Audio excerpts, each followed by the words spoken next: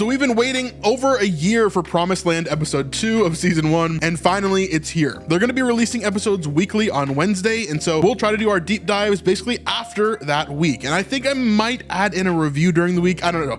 We'll figure out how we want to do content a little bit later, but this episode is really, really interesting. If you saw my overall review for this episode, I did give it a 7 to 7.5 for this episode in particular.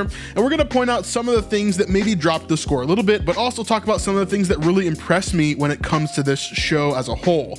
Obviously, this is a show that is satire, but there is a lot of biblical relevance and a lot of reverence for the content itself, right? It's not mocking the Bible. It's not attacking the Bible. I think they've done a really, really amazing job. First, before we jump into the actual show, let's listen to this message from Mitch, where he kind of talks about season 1 of The Promised Land. Here we go. Hey guys, I'm Mitch Hudson. I'm the writer and director of the Promised Land series, and I just wanted to say welcome to the premiere of episode 2. Thank you, Mitch. We're welcomed. It's so exciting to be able to share new episodes with you guys. If you're here, there's a good chance that you've been on this journey with us ever since we first released the pilot on YouTube last summer. I wonder where he's filming this.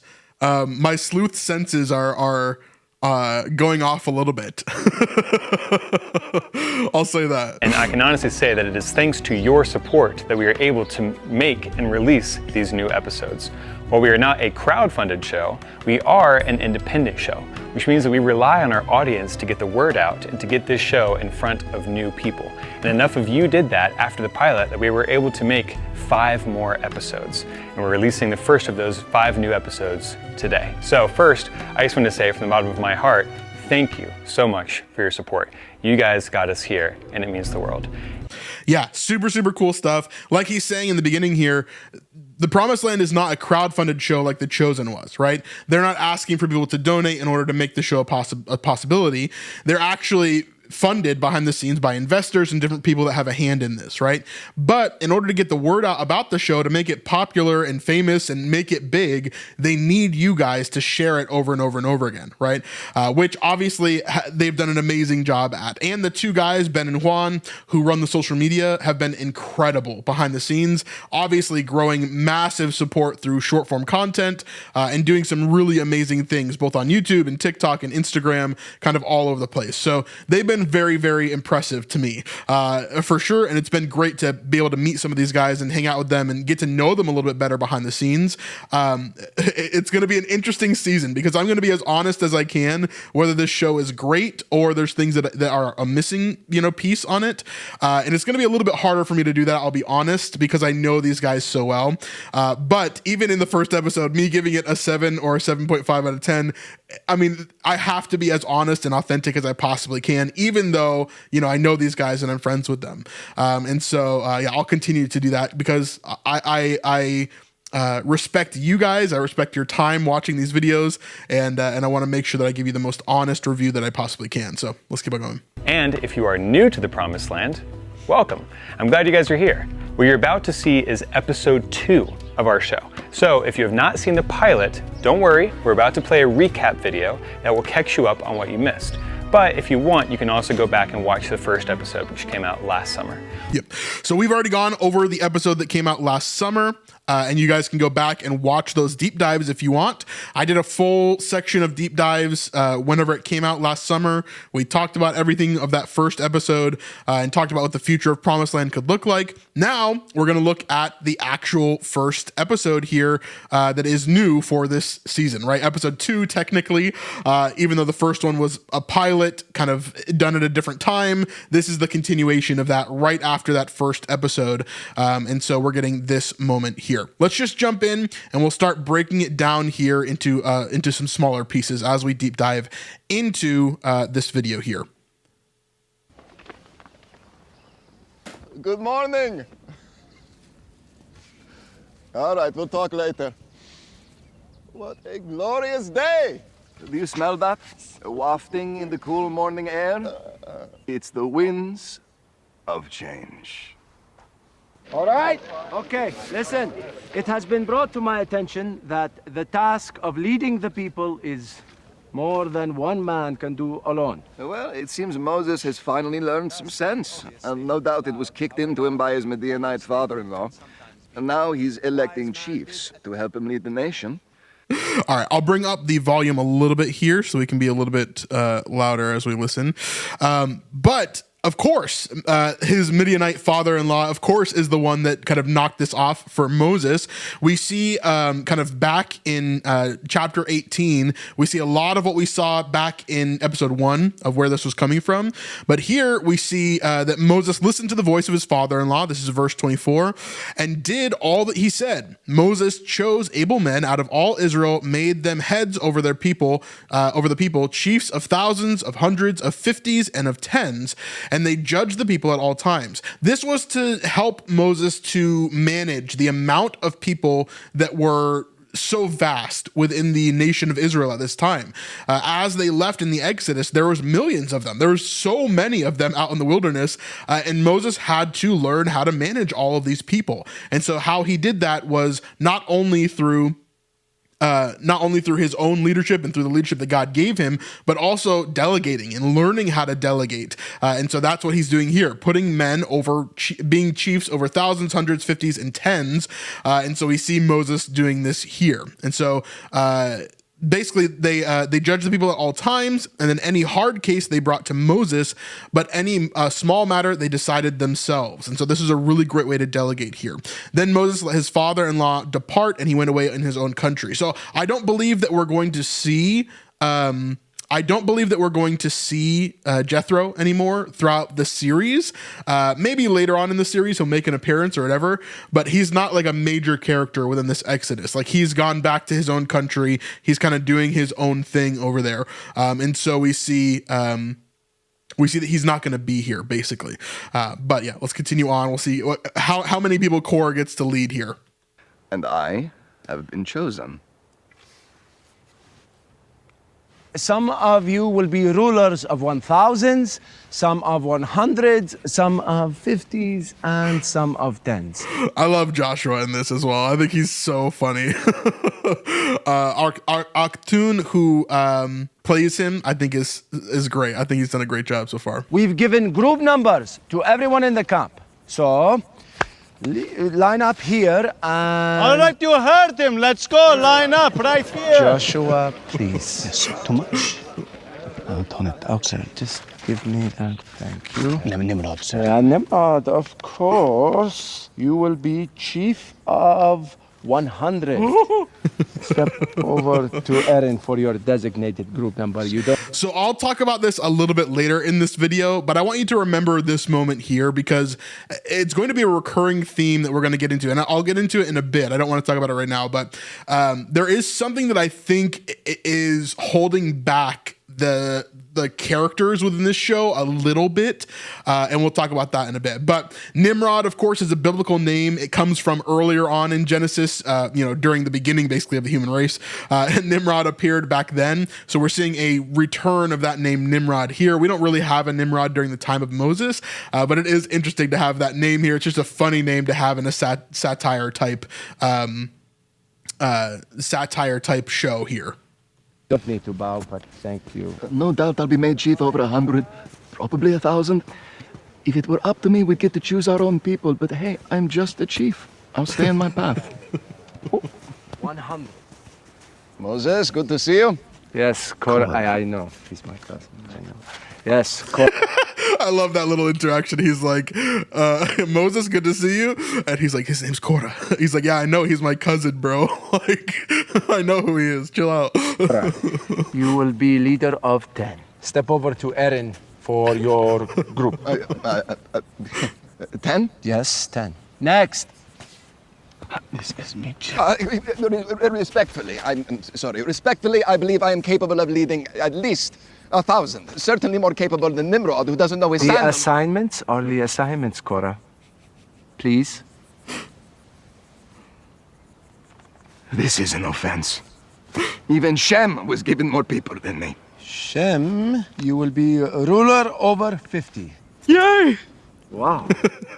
So you can see everybody's having these like kind of over the top reactions. I just want to remind you of that a little bit later on. Now, as we talk about Korah, of course, we don't really know how many people he was over, if he was over anybody. Most likely he was, because he seemed to be a pretty influential character within the nature of what's going on within Israel, right?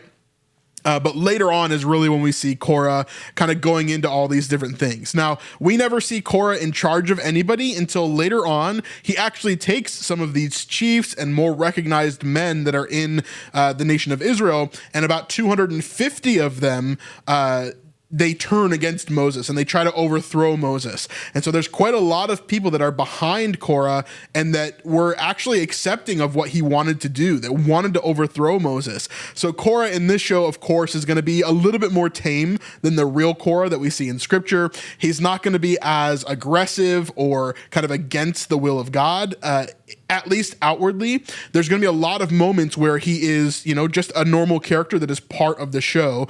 And so we're going to continue to, you know, dive into his character, of course. I think they're also going to stretch out Korah's demise, probably quite a while into the show. Brad is such an amazing actor. Brad Culver right here, who plays Korah. He also plays Zebediah in The Chosen.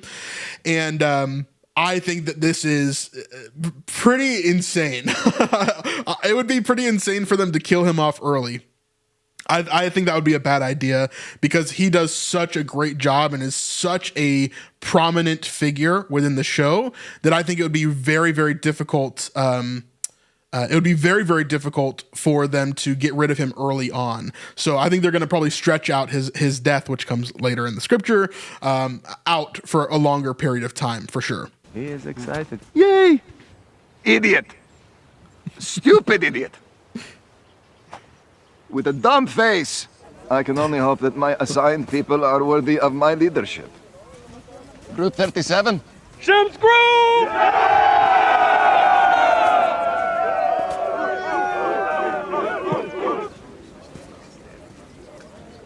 Group 37?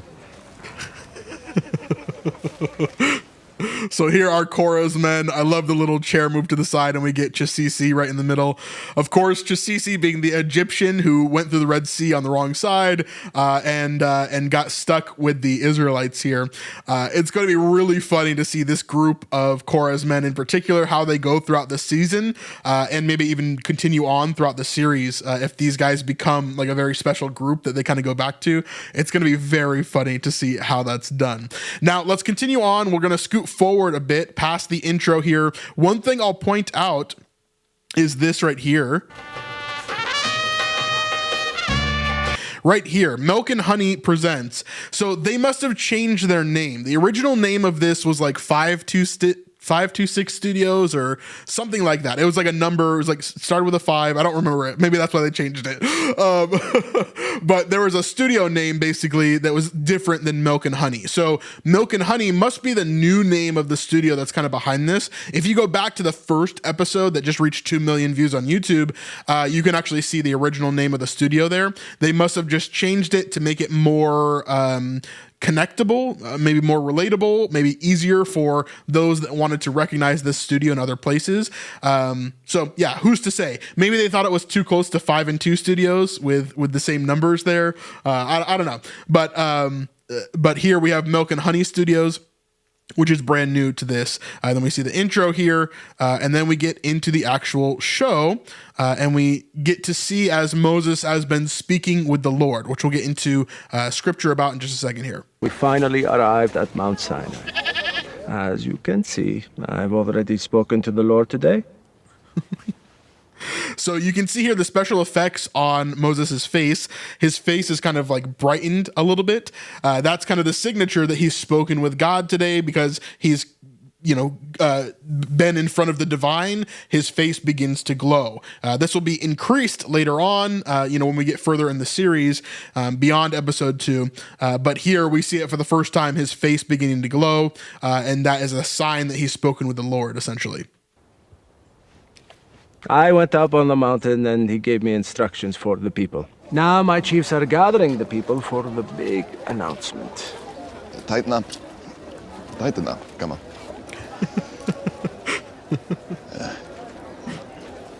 All right. Woo! How's everybody feeling today? All right, so we get this scene here with Aaron and Moses kind of addressing the people here, right? We know that Aaron is a great public speaker, as he's going to talk about in a second, because he spoke in front of Pharaoh for Moses. Moses felt uncomfortable. Some people theorize that Moses may have had some sort of speech impediment, or that he was just terrified that he didn't want to talk to Pharaoh, and so he had Aaron do it for him when he was there. So if you go to like the Prince of Egypt, for example, that's kind of wrong. He doesn't actually speak to Pharaoh face to face. He would be there most likely, but then Aaron would do the speaking for him as a messenger. And so Aaron, of course, is the one that is speaking in front of Pharaoh. So now he's speaking in front of the people of Israel as well. And he's speaking for Moses in some instances where he's helping to delegate some of these other tasks as well. Hey. Make some noise if you're having a good time. Okay, let's get started. A word from the Lord. You yourselves have seen what I did to the Egyptians and how I bore you on eagle's wings. I love the zoom in on Chasisi for the Egyptian part there. Here we're jumping into some of the other verses that we jump into starting in Exodus 19. Now, we're going to talk about this a little bit in a second here, but I want you to keep this in mind. On the third new moon after the people of Israel had gone out of the land of Egypt, I want you to keep your mind on that, on the third new moon. We'll talk about what that time frame is in a little bit. On that day, they came into the wilderness of Sinai. They set out from Rephidim and came into the wilderness of Sinai, and they encamped in the wilderness there. Israel encamped before the mountain while Moses went up to God. The Lord called to him out of the mountain, saying, "Thus you shall say to the house of Jacob and tell the people of Israel, you yourselves have seen what I did to the Egyptians and how I bore you on eagle's wings and brought you to myself. Now, therefore, if you will indeed obey my voice and keep my covenant, you shall be my treasured possession among all peoples, for all the earth is mine, and you shall be to me a kingdom of priests, a holy nation. These are the words that you shall speak to the people of Israel." So Moses came and called the elders of the people and set before them all these words, and the Lord commanded him. And all the people answered together and said, "All that the Lord has spoken, we will do." And so we see that here. And brought you to myself. I don't remember any eagles. My feet are bleeding. Now, therefore, if you shall indeed obey my voice and keep my covenant, you shall be my treasured possession among all peoples, and you shall be to me a kingdom of priests and a holy nation. Here is what we must do. Today and tomorrow, we shall consecrate ourselves. As part of this process, you must all wash your garments. You must not go up on the mountain, not even on the edges, because whoever touches the mountain shall be put to death. Be ready for the... I love that guy's response. Like, he's like, okay, that's a little bit serious. Let's not do that. Anyway, continuing on. We see here, the Lord says to Moses, "Go to the people and consecrate them today and tomorrow. Let them wash their garments." That's exactly what we're seeing here. "And be ready for the third day." What's going to happen on the third day? "For the third day, the Lord will come down on Mount Sinai in the sight of all people.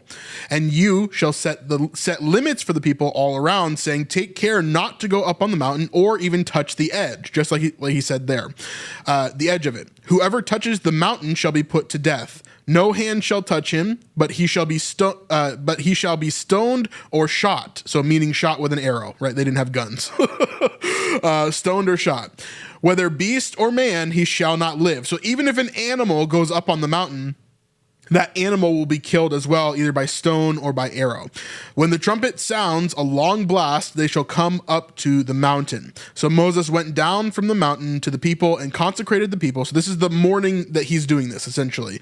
And they washed their garments. "And he said to the people, be ready for the third day. Do not go near a woman." Okay, keep that in mind. We'll talk about it right here. The third day, and between now and then, no sex. I mean it. Don't even go near a woman. Just no. I love that little shot right there where the guy just steps away from his wife for a second. Sex. I mean it. Don't even go near a woman. Just No.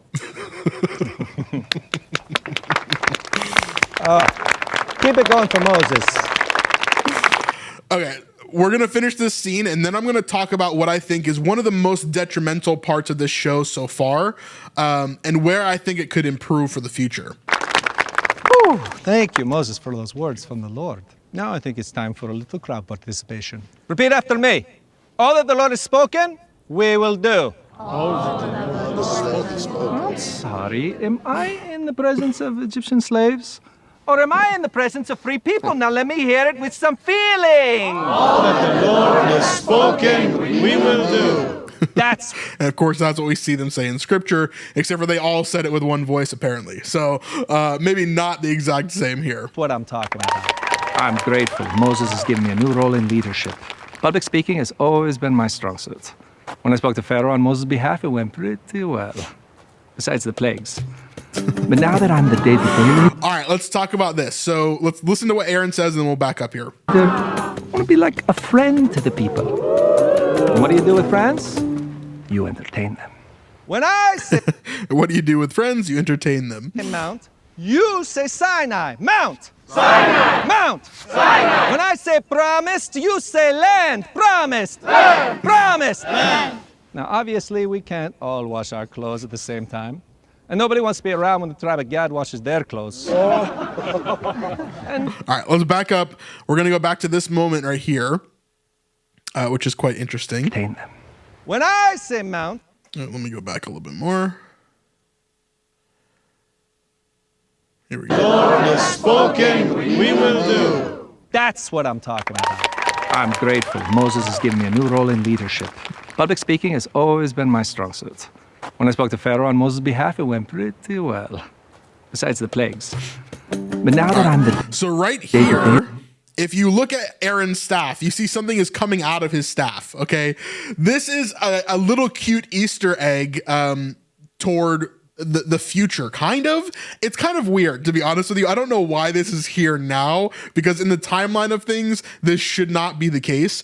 However, let's kind of read through what's going on here so that you can have an idea of kind of what we're looking at when it comes to this. So in Numbers 17 is where we get this story. Essentially, the Lord speaks to Moses and he says, speak to the people of Israel and get from them staves, one from each father's house. In other words, one from each tribe. Okay.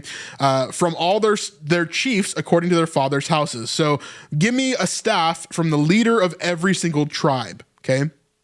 Write each man's name on his staff and write Aaron's name on the staff of Levi, or Levi, like they say in the show. For there shall be one staff of the head of each father's house. Okay. Then you shall deposit them in the tent of meeting before the testimony, where I meet with you. And the staff of the man whom I choose shall sprout. Thus I will make Thus I will make to cease from me the grumblings of the people of Israel, which they grumble against you. So Moses spoke to the people of Israel, and all their chiefs gave them the staffs, one of each chief according to their father's houses, 12 staffs, one for each tribe. And the staff of Aaron was among their staffs. And Moses deposited the staffs before the Lord in the tent of the testimony.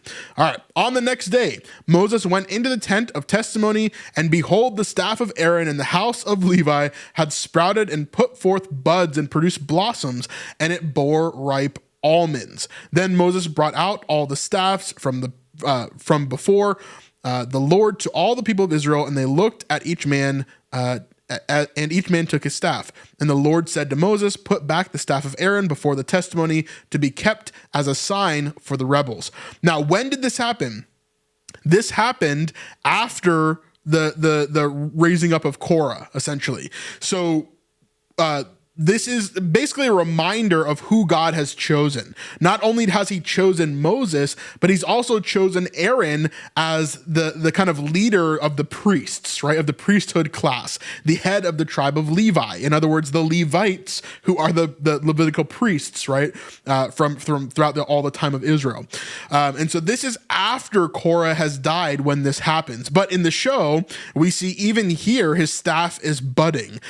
So they obviously knew this was a thing, but for some reason, it's budding randomly here, but then it's not budded later. And the idea is that this staff, once it is budded, stays that way. That's the whole point, is that this staff is a special, miraculous staff now that God has made bud, pure almond plant, in order for it to be a sign that Aaron has been chosen as the leader of this people, right? As the leader in the sense of like the Levitical priesthood, right? So the idea here is that Aaron is chosen by God as well, not just Moses. Moses is, of course, the leader. He is, of course, the main speaker, the prophet, the person who is communing with God. Then Aaron is there as well as the leader of the priests and the leader of the connection there, okay? So this is a little bit weird that it's out of time. It's out of date here when it should be a lot later, if they haven't had Korah, Korah's rebellion and all that kind of stuff later on. And so we'll see what they do with that later on. If they do ever do the scene with his staff and it budding and stuff, it would be very strange if they did it later, because it should have been later. So I don't know how they're going to do that later. I don't know. My guess is that they'll just skip it. They just won't talk about it. Now, what does that mean also? Also, Aaron's staff is the one that is connected to the Ark of the Covenant. Aaron's staff is said to be in the Ark of the Covenant along with the 10 Commandments, the tablets, right? And then you have some manna and some other things in there, right? So Aaron's staff is one of those items that is supposed to be within the Ark of the Covenant as well later on. And it's supposed to still be budded, essentially, to show that it is Aaron who has been chosen. So this staff is actually really important. And so it's kind of weird that they have it budding here, but the staff itself actually has accents of almonds on it that are physically attached. And then this, of course, is CGI. This is effects that they've done to bud the staff. But it is interesting to see that. So we'll back up. We'll look at it one more time here as we go through. Half it went pretty well, besides the plagues. But now that I'm the day-to-day leader, I want to be like a friend to the people. And what do you do with friends? You entertain them. When I say mount, you say Sinai. Mount! Sinai! Mount! Sinai! When I say promised, you say land. Promised! Land! Promised! Land! Now, obviously, we can't all wash our clothes at the same time. And nobody wants to be around when the tribe of Gad washes their clothes. And don't get me started on the tribe of Zebulun. Their garments still have dust from Egypt. Oh! So here we've got Aaron making fun of one of the tribes, just having some fun, doing some fun things. Yes, and the tribe of Issachar smells like donkeys. So here Moses tries to follow up, but nobody really likes his joke. But all right, why did they write this joke? Why is he saying that the tribe of Issachar smells like donkey? Real quick before we continue, I want to let you know about our Patreon. This is the best place to help support us as a channel and to help us to continue to make content just like this that you're watching right now. We've got a bunch of extra stuff on there, including our full live streams and even extra videos that will never be shown anywhere else. One of these that is my favorite is our 10 questions video that we did with Dallas Jenkins, John Irwin, and the directors of Light of the World. These are some of the most amazing and influential directors of our time when it comes to Christian media and specifically biblical media. And so they had some really unique answers to my 10 questions that I'm trying to ask all the directors in the space. So if you want to see a little bit of that, here's a snippet. I believe that artists and filmmakers should be able to express what they want to express, even things that I don't agree with or have even am offended by. I want art to reflect culture. Art has not reflected culture for a very long time because there is a huge part of the audience and a huge part of the artistic community who, for various reasons, haven't had a voice, whether it's representing the Bible or representing faith-based content. Part of that's our fault. We haven't done the work to earn our spot. Now that we are, I think it's great that Hollywood is responding by helping bring some of this to life. I mean, can you imagine? I mean, just as a believer, can you believe that we are sitting here today? I don't think you could have imagined this 3 years ago, 4 years ago, that in a span of a couple weeks, a massive streaming platform, one of the biggest companies in the world, was financing, marketing, and producing a massive Bible show legitimately made by believers who love the Bible and want God's word to be honored. At the same time that Annie Leibovitz is doing photography for a season 5 of a Jesus show that's being broadcast on Times Square for an hour. I mean, that is just taking me out of it, objectively speaking. Unbelievable. I think this is quite interesting as a Bible nerd. I think it's pretty funny. In Genesis chapter 49, if you've read Genesis chapter 49, we get this list of essentially Jacob naming all of his sons and saying their attributes, right? So if we jump up here, we can go to, for example, Judah. Judah, your brothers shall praise you. Your hand shall be on the neck of your enemies. Your father's sons shall bow down before you. Judah is a lion's cub. From the prey, my son, you have gone up. You stoop down, you crouch as a lion, as a lioness. Who dares rouse him, right? The scepter shall not depart from Judah, kind of pointing towards Jesus here in this this discussion of Judah, right? We've got a bunch of these. Reuben, you are my firstborn, my might, and the first fruits of my strength, preeminent in dignity and preeminent in power, unstable as water. You shall not have preeminence because you went up to your father's bed, then you defiled it. He went up to my couch. So kind of calling him out there. But we see all these different things. Now, Issachar is a strong donkey crouching between the sheepfolds. So it's very funny, right? Because he's saying that they smell like donkeys, but there's actually a biblical connection there. And this is what I mean when I think about the best parts of this show, right? The best parts of this show are when Mitch is able to write through a very hilarious moment, but it has a very strong biblical connection as well, right? And so the joke is not a flippant joke of like, oh, they stink, haha, they're stupid, right? It's more so that Jacob, as we've seen, right? This is written in Genesis, a book that Moses wrote, right? Moses wrote with his hand, right? And so we see that Issachar is like a strong donkey. That is the description that is given in the book of Genesis. And so because of that, we see that Moses is making a joke connected to that as well. And so that is the best part of this show for me, is when it's not only funny, when there's not only these like really, fun moments where Mitch is really great at writing satire, but also there's these really strong biblical connections that make it worthwhile to watch the show and to learn new things, right? We just learned about the budding staff of Aaron. We just learned that Issachar is connected to donkeys as an identifier, right? We're going to learn so much more throughout this show as we continue to go. But this, I think, is the strongest part of the show. So if that's the strongest part of the show, what is the weakest part of the show? As we talked about before, let's kind of finish out this scene, and then I'll remind you of what we talked about before with like the guys kind of, screaming that they're getting, either 100 or 1,000 people to follow them, right? All that to say is we will be taking turns, and this is the order. Today was just an off day for me. It happens to the best of us. Normally, I'm very good at telling jokes. For instance, there's this one about there was a sheep. Yeah. Okay. Why didn't the goat cross the desert? Because he was sheepish. Because he's like goat, so he shouldn't be sheep. What? All right, he's obviously bad at telling jokes. This episode is really interesting with Moses in particular because he is trying to find his new role, right? If he is meant to speak to God, but then also lead the people, but he's also supposed to delegate, he's trying to figure out what he does with that, right? And so most of this episode is focused on Moses when he's kind of on his day off. He's not really doing a lot of things after this day. He's got a couple of days until he's going to meet with the Lord when he comes upon the mountain. And so he's got a couple of days off where he's kind of just chilling or doing different things. And so we focus on that here as Moses is trying to figure out what his new role is.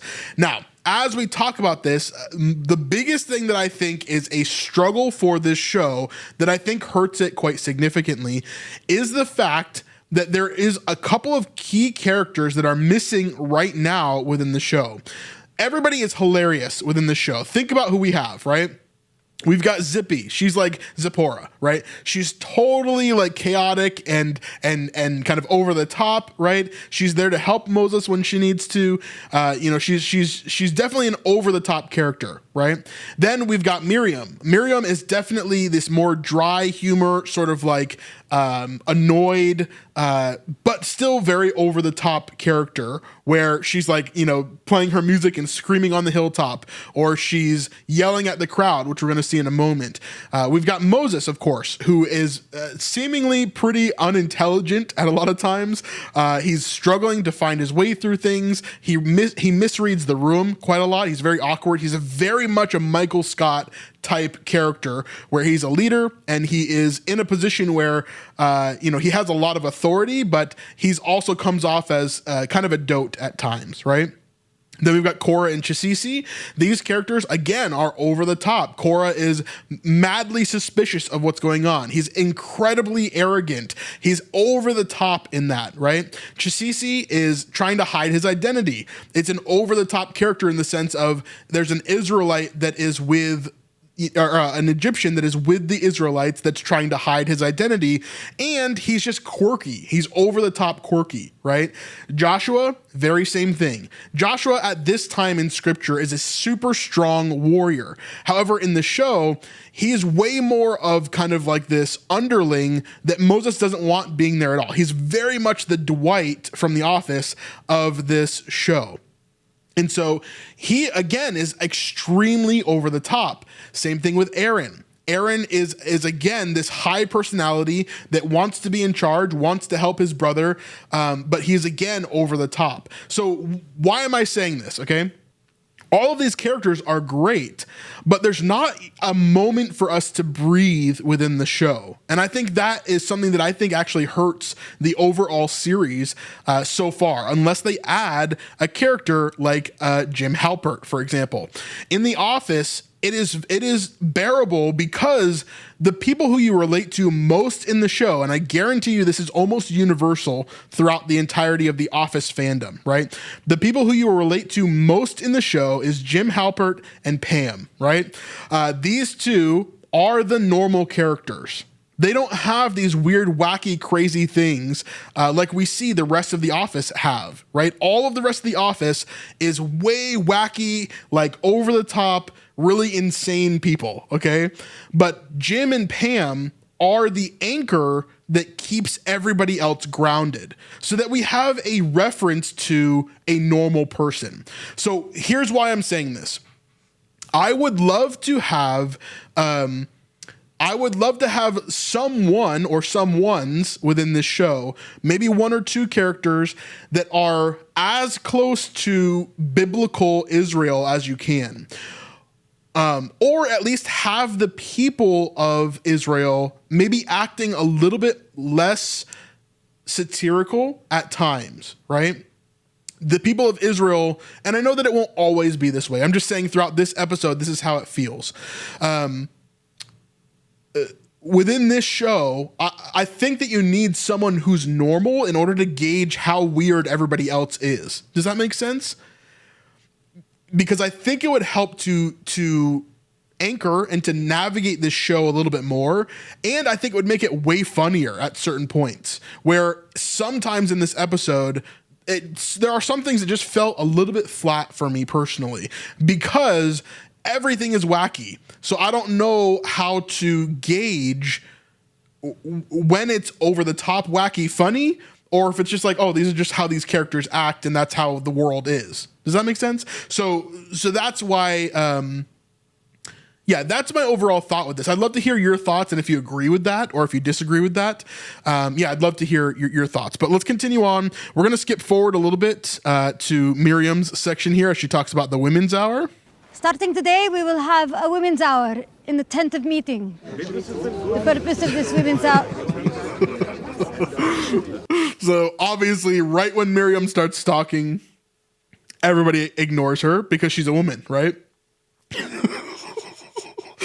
I think these are some of the funniest moments of the writing within the show, within this episode. Within this episode, I think Miriam is hilarious. I think that she does a great job. Just the writing around her is so funny. Even if it's not Shireen who plays Miriam, even if it's not her being hilarious, it's everybody around her being so funny. And so we have here Israel just completely ignoring her. The women are trying to listen, at least some of them, but a lot of the men are just turning around and talking to each other because why would they listen to a woman, right? Oh man, there's some incredibly funny moments in this. And of course, it's all through the lens of like, yes, during this time period, they wouldn't have valued Miriam's voice, at least not in that way. So Miriam, who's supposed to be in charge of the women, is now trying to address all of Israel. And here's what happens here. The purpose of the Women's Hour is to give the women of Israel a chance to be heard. Today's Women's Hour will be 3 o'clock to 4 o'clock. We can't hear you! 3 o'clock to 4 o'clock! So shrill. Any women seeking counsel are encouraged to join us during Women's Hour. Thank you. You are an inspiration for women everywhere. Don't touch me, please. That's all for... I love the don't touch me, please. So here, we have Miriam being the leader of the women, which we kind of see in scripture as well. We saw that earlier on in episode 1, how she was appointed to be over the women, and then Zipporah is kind of going to help her with that. And Miriam is jumping into this role, trying to take on some of her brother's responsibilities. And she has a women's hour, which kind of comes in a little bit later. Now here, let me talk about Joshua real quick to set up this section, and then we'll jump back to Joshua later. Master. Joshua, please, it's Moses. Yes, Master Moses. I was wondering, how can I help with the consecration? Why don't you guard the mountain? The mountain, sir? The whole mountain? Yes, guard the mountain. And if anyone should try and touch it, you put them to death with a stone or an arrow.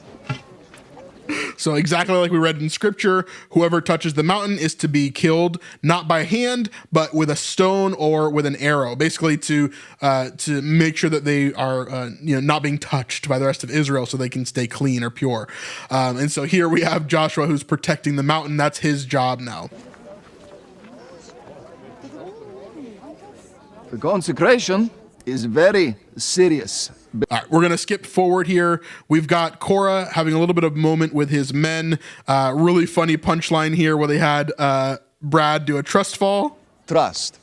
I'll go first as a sign of my faith in you.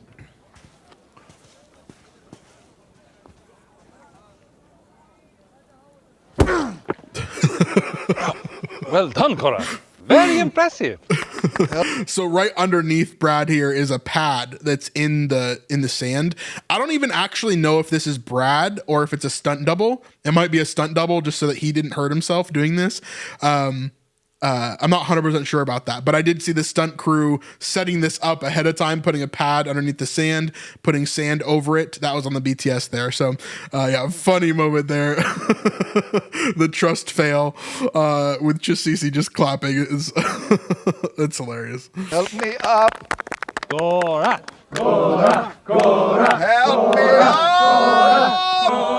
Like that. What are you? That's not what I meant. Every great leader faces obstacles. I happen to have been given 10 obstacles. 10 stupid obstacles to assert my dominance over. To lead. And so we see that there. We see a bunch of people going to do their laundry. This part was interesting. We won't talk about this very much, but this is kind of Moses on his day off as he's trying to figure out what to do. They're playing some soccer here. Excuse us. Can you throw us the ball back?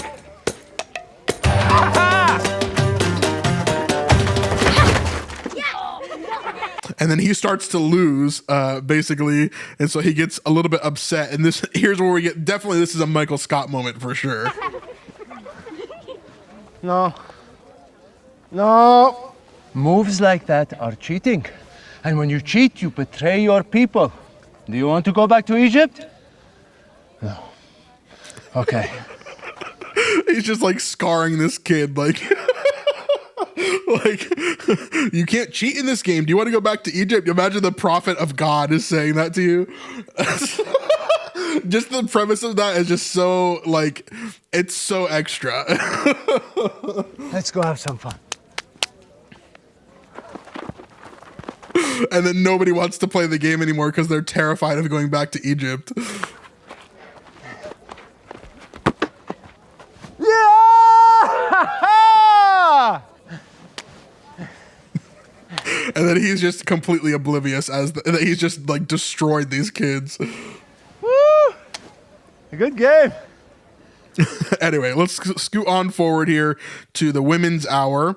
We've got Aaron finishing up his hour and Miriam getting ready for hers. I can only imagine. Oh, be right back. How's the turnout for the women's hour looking? Growing by the second. You'll notice here as well, we've got some of the same... Growing by the second. Some of the same actresses that help out with The Chosen, notably a friend of ours, Sylvia, who's over here.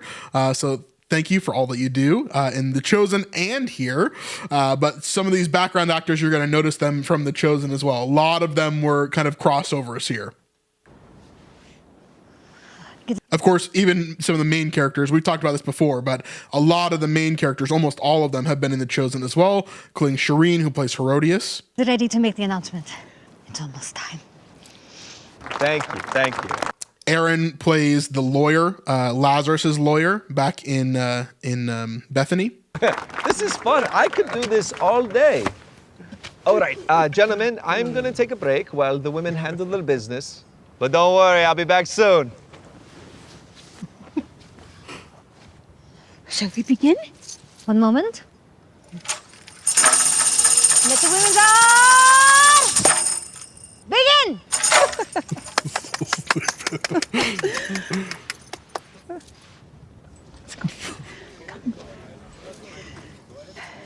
This is Leah from the tribe of Levi. Hello, Leah. Oh, excellent. Woman, could you fill this with water for me? So obviously the women's hour does not go according to plan. We're seeing the cultural differences here, of course, from our time and their time. Women were seen generally as property. And so Miriam has a great point here where they talk about what's going on.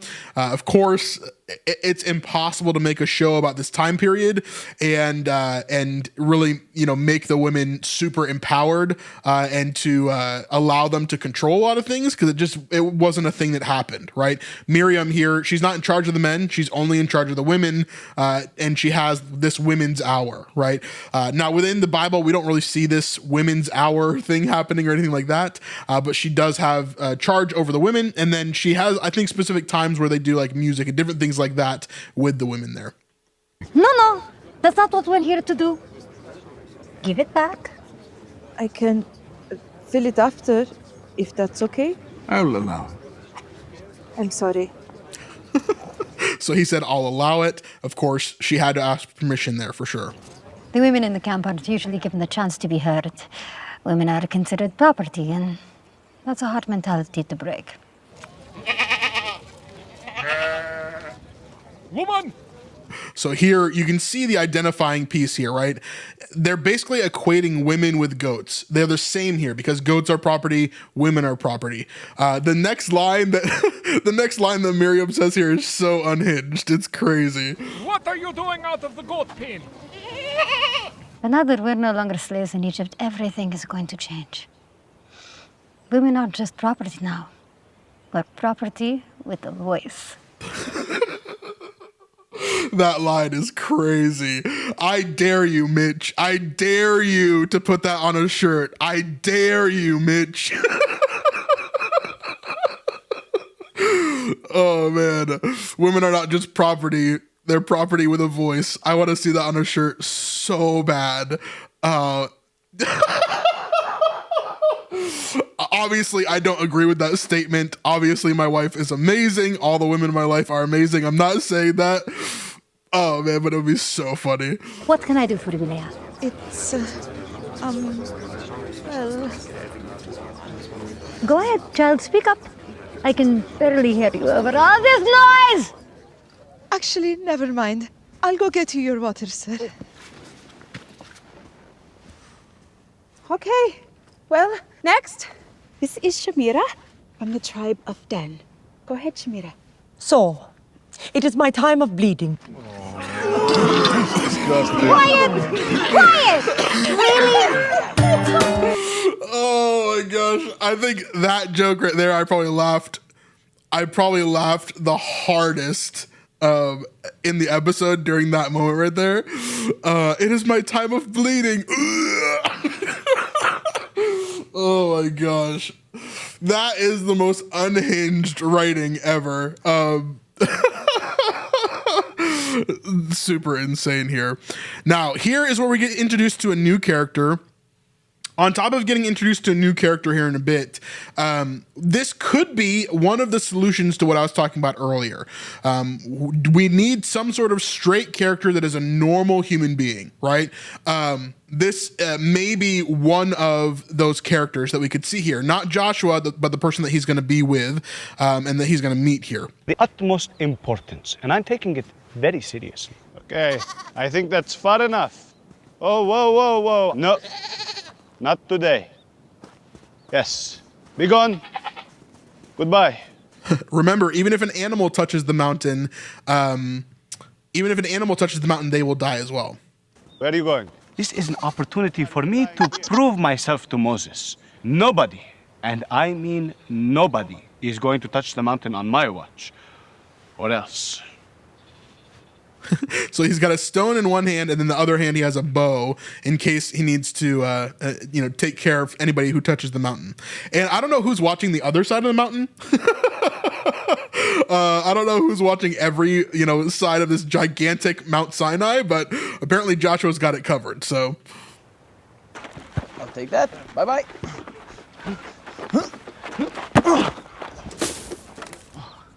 I'll get it. Sorry. Hey, stop right there. And I'm just going to get the boat. Nobody can set foot on the mountain. Anybody who sets foot on the mountain must be put to death.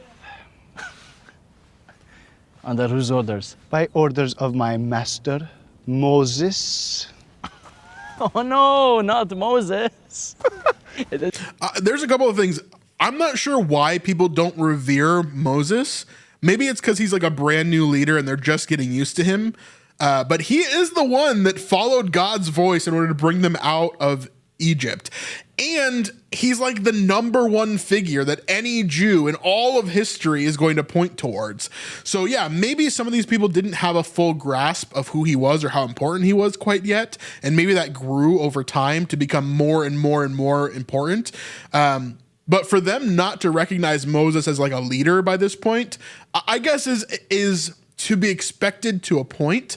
And of course, he'll grow in leadership and the people will get to know him more. But of course, just like we read in scripture, a lot of these people grumbled. A lot of these people did not like Moses at certain times. They did not agree with Moses at certain times. So maybe that does check out here for this new character who we'll mention who he is in a bit.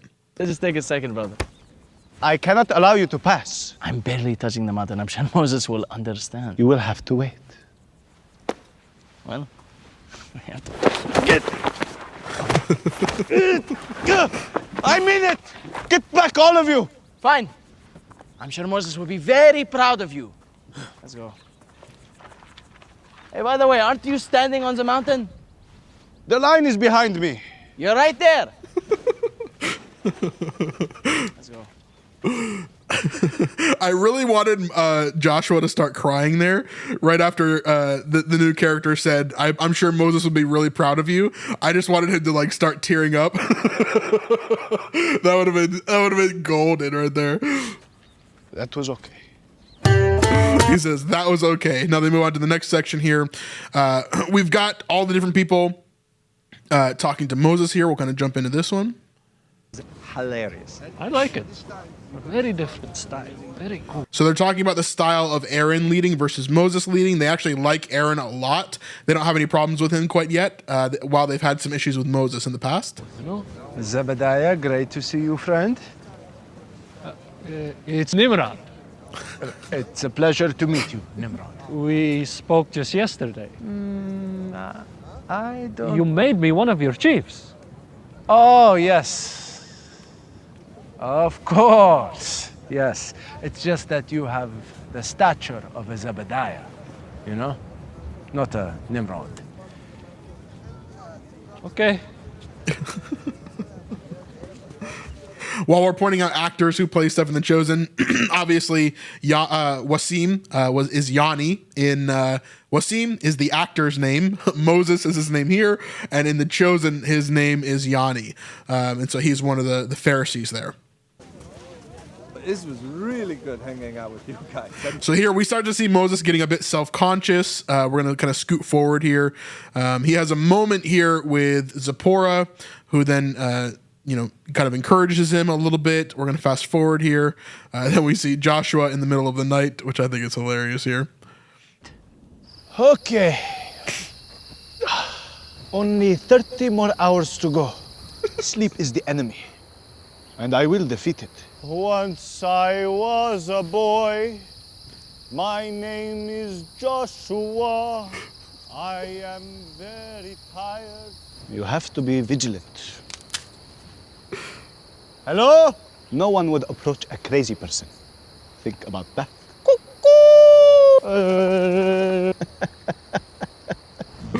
All right, some of those jokes there are some of this episode that fell a little bit flat for me as well.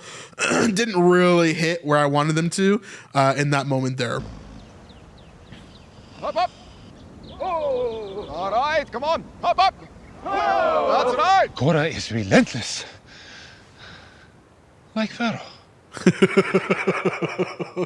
I love that as well. Korah is relentless, like Pharaoh. He's like fondly remembering Egypt.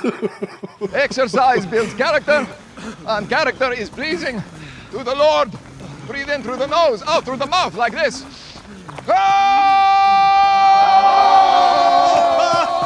Too close! Juggle away from the mountain! I thought the women in the camp would leap at their opportunity to be heard, but barely anybody showed up, and the ones who did. Is there anything that you'd like to ask me? Anything at all? Maybe the women aren't ready. It's just so... Yep. So here, Miriam begins to hear some people talking around the water while they're washing their clothes, and she kind of intervenes here and starts to kind of chat with them about their different problems and stuff, and realizes maybe the tent is not like the best place to have this women's hour and to do these things. And she's kind of losing out on what she wants to do here as they go through that.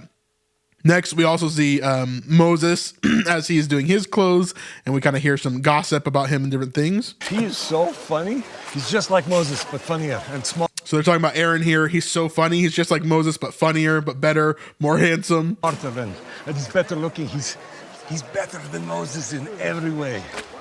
You should come. So funny. Again, I think that is one of the moments that missed for me, because I think the absurdity with Moses needs to be juxtaposed with a more normalcy within the other people, right? Otherwise, the expectation is that it's going to be the wackiest version of whatever we can talk about. Instead of, there needs to be some subversion of expectation of like, oh, I thought it was going to be normal here, but turns out it was crazy and wacky, right? And that's what makes it fun. That's what makes it really interesting as like that mockumentary style of genre. So, yeah, I think that is what the show is missing for me personally. Momo?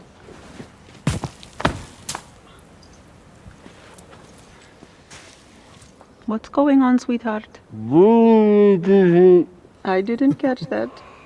I said, bury me, Zippy. I don't like doing laundry either. Why did God choose me? He chose you to deliver his people. Aaron could have delivered them. He's the one everyone likes. God chose the wrong brother. I don't agree with that. Bury me, Zippy. I'm useless. Okay. You and Aaron are very different. Aaron is enthusiastic and outgoing and better at communicating. You're not helping. But you are wise. And you are passionate. And you care what God wants for his people, even when it's not what they want for themselves. So I think this is done really well in the show as well. There are these like serious moments that come through the satire and the wackiness, right? And so here we're seeing one of those moments with Zipporah. We're going to get another moment near the end of this episode where she's giving him actual advice, right? This is kind of the moral piece that jumps into, jumps out from the wackiness, right? This is a great point. And this is a great point that happens in episode 1 as well. There are very serious moments that connect back to scripture that kind of fulfill that. But it's weird for these characters to jump back and forth and not have a catalyst to do that, right? Like, why is Zipporah acting really wacky earlier on in episode 1 and in some other parts of this episode, but then she's like totally normal here, right? And so I think there needs to be some sort of character that's an anchor that we need to know exactly how to expect them to react. And then, yes, whenever the wacky characters break and become more serious and dramatic, then that will have an even bigger impact, like we're seeing here. But that juxtaposition of a normalcy versus wackiness, I think, needs to be more in the show a little bit. So, and again, I'm not a script writer. Like, if I'm totally wrong about that, completely ignore me. But that's just what I'm feeling when I watch the show. That's what I'm looking more towards in there. So that's what I'm trying to jump into. In this part of the camp, you are very popular. You got sand in your mouth, didn't you? Just a little bit. Keep burying me. This is soothing.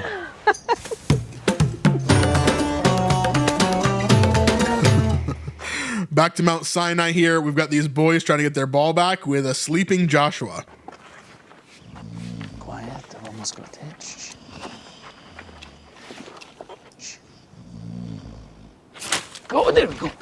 Moses, you can count on me. Wait! Hey, what are you doing? Oh, easy. We're supposed to only get the ball.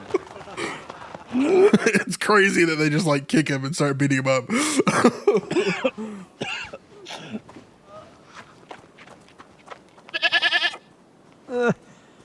Don't even think about it. No! Now they have to kill the goat. That's what the Bible says. So Joshua's role now is to kill that goat at some point. He's got to do that. Here we see another kind of serious moment ending in the episode here, which I think is hilarious. As they leave the tent, Aaron and Miriam, they go back to Moses and they have this nice moment of, again, another serious moment here kind of breaking into the episode. You are so angry! Just go talk to Moses. You know what to do, okay? Oh, you're having too much fun with it. Okay. Brother. Yes? What are you doing? Nothing. What can I Nothing. Everything is normal. What are you talking about? do for you? We need your help. Come, sit with me. Yeah. Go ahead. The people don't take me seriously. Women's Hour was a complete disaster. They like my jokes. When push comes to shove, they don't listen. We need a safe space to talk, but that means that we need a construction budget. I wanted them to see me as a friend. Now they don't respect me as a leader. Now I'm afraid that if I try to fix this for myself, that everybody will know that I don't know what I'm doing. You understand now, don't you? Why I'm always so overwhelmed. Frustrated. I think I can help you both with your problems, but now that you've been in my place, do you remember that day with the bitter water? When my job gets difficult. So again, another connecting point to a biblical moment. They're talking about past things that have happened and where God has provided. And so Moses kind of goes into this monologue talking about how, God has done all these things and we should look to him and how that works for them, right? I often feel like an imposter. Like I'm failing because I'm the wrong one to lead. Turns out, being a leader is difficult for anyone. But it's so much easier when you can share with others who understand. So, all of that to say, Aaron, your jokes are good. Thank you. But if you want the people to take you seriously, they need to know you take them seriously. That makes sense. As for you, Miriam. Moses! Forgive me for visiting you at your home and interrupting whatever this is, but I have an urgent request. Cora, yes. Chief of 10, isn't that right? For now. And that's actually why I'm here. Perfect. Cora, I have a special assignment just for you. I need you and your men to build a meeting tent for the women. Miriam can tell you what she's looking for, and Bezalel from Judah can give you the materials. All right, so the meeting tent for the women obviously is going to transform into something else because we're going to see that happen, right? Not only is it the meeting tent for the women, but it's also the future of what's going to happen. Why do we know that? Because of Bezalel. Bezalel is one of the people who is kind of the main constructor or helper of the tabernacle itself. And so this is, of course, the place where they meet with God and where God's presence resides. This is a pretty big deal that's upcoming, most likely in this season, especially if they're setting it up here, right? And so, yeah, very cool moment here to see the beginning of that as it's being set up. The tabernacle itself is coming. The presence of the Lord is coming. So yeah, and the finale episode is named Presence. So, I mean, we could probably put that together, right? I've seen how well you've trained your men. So I know you and you alone can be entrusted with this task. Do you accept? Yeah, it will be done. Thank you. Thank you. Korah feeling like he's gotten some respect there. Of course, Moses, being the leader that he is, probably understands that Korah needs a little bit more here and is trying to give it to him. A good leader can recognize strength and value, even when it seems almost impossible to see. Did you say something? Good night, Korah. Okay, good night. Good night.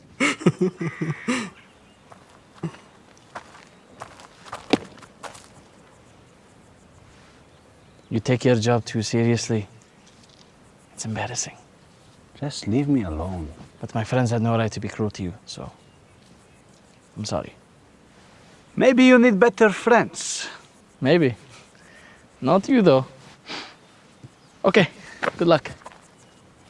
Wait.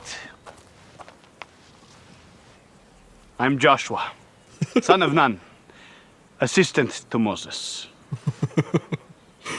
Yeah, okay, yeah, I'm Caleb, and I'm leaving before this gets even more embarrassing. All right, why is this such a big deal? Well, Joshua, of course, is an incredibly big deal within the nation of Israel. He is the leader that takes over after Moses. He will be incredibly important. At this point in the story, he is a mighty warrior who has led battles for Moses. During that first battle we saw in episode 1, where Moses is holding up the staff and Aaron and Hur are on either side holding his hands up so they keep on winning the battle. During that, Joshua is the guy that is leading the entire army when Moses is up there. So Joshua is an incredible warrior. He's a leader. He's a general at this point. But in the show, he's a little bit doty, right? This guy that he's talking to is Caleb. Caleb is the partner that he goes with into the promised land. They're the ones that see the land of milk and honey. They see the giants that are walking around. They see the people that are the pagans that live in the area, right? And so they are the ones that come back and they talk to the rest of the group. They're the spies that come back and say, hey, here's what happened, right? And so they are the ones that kind of communicate what the promised land even looks like, or who lives there, or what's happening there.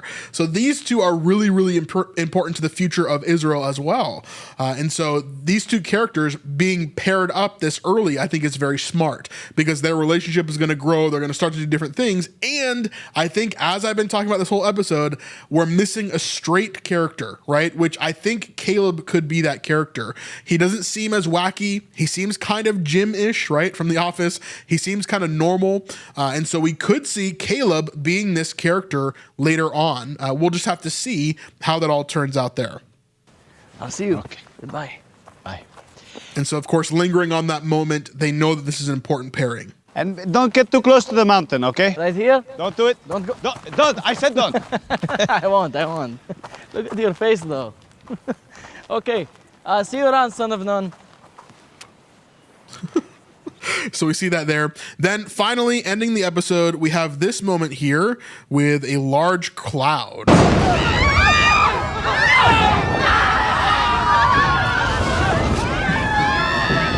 Oh no!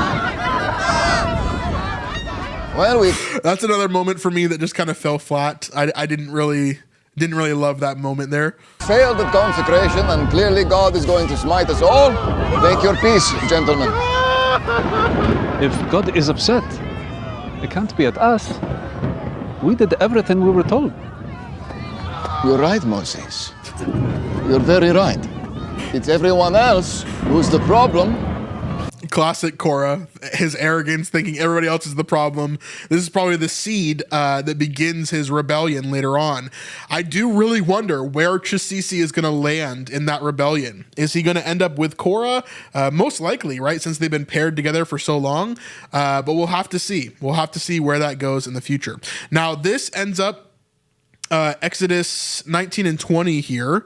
Let me jump over here. We see this section here. You shall not take the land. This is all the stuff here, 18 through 21. So now when all the people saw the thunder and the flashes of lightning and the sound of the trumpet and the mountain smoking, the people were afraid and trembled, and they stood far off and said to Moses, "You speak to us and we will listen, but do not let God speak to us lest we die." Moses said to the people, "Do not fear, for God has come to test you, that the fear of him may be before you, that you may not sin." So we're actually going to see this a little bit later, maybe not this exact moment here, but whenever Moses is coming down from the mountain and he has the 10 commandments, right, which is obviously what's happening here, we're going to see that there. So here we see the whole section here where he's telling them to consecrate themselves. The people cannot come on the mountain. If they do come on the mountain, you kill them, blah, blah, blah. Go down and come up, bringing Aaron with you, but do not let the priests and the people break through to come up to the Lord, lest he break out against them. So Moses went down and told the people. And then we see in 20, the beginning of 20 here, we get to the 10 commandments. Then God spoke all these words, saying, "I am the Lord your God, who brought you out of the land of Egypt, out of the house of slavery. You shall have no other gods before me." And again, all this stuff is the 10 commandments. So all that stuff kind of comes in there. So they're kind of mixing in this section here with the loud thunder and trumpets and flashes of lightning right before this point, and they're not going to do it after the 10 commandments, or they just kind of move things around a little bit here.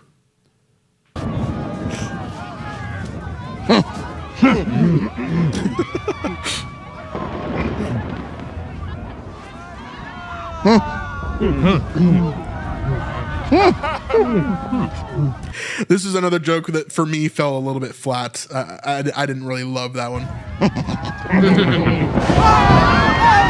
I think the special effects all throughout this episode, by the way, were really great. Sprouting of Aaron's staff, the face of Moses, the mountain itself, the lightning and everything here. I thought everything was really, really great. Please stop! I beg you! Stop! Moses said nobody can touch the mountain. I don't want to hurt anybody. Everybody, just stay calm. It's just a little storm. How bad can it be, right? The Lord is angry at us. We are going to die in this desert. What do we do? Everybody stay calm. Please.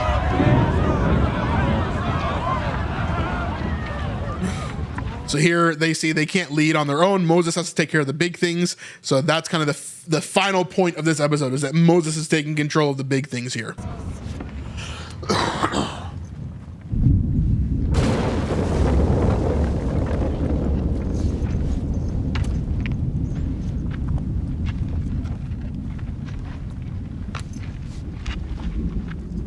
Is that you, Lord? So instead of having the voice of God here, they had the trumpet sound. And I think that again comes from Exodus 20. So the thunder and the flashes of lightning and the sound of the trumpet, the mountain smoking, and the people were afraid and trembled. They stood far off. So that's basically what's happening here, is that trumpet sound is basically the sound of God's voice, because the people were afraid to hear God's voice because they thought that they would die if they did. Am I welcome to meet with you on the mountain, Lord?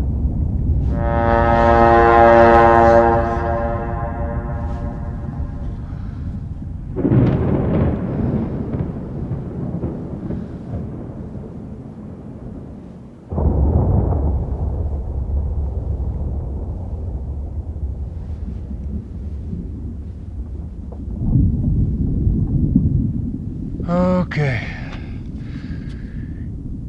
Here we go.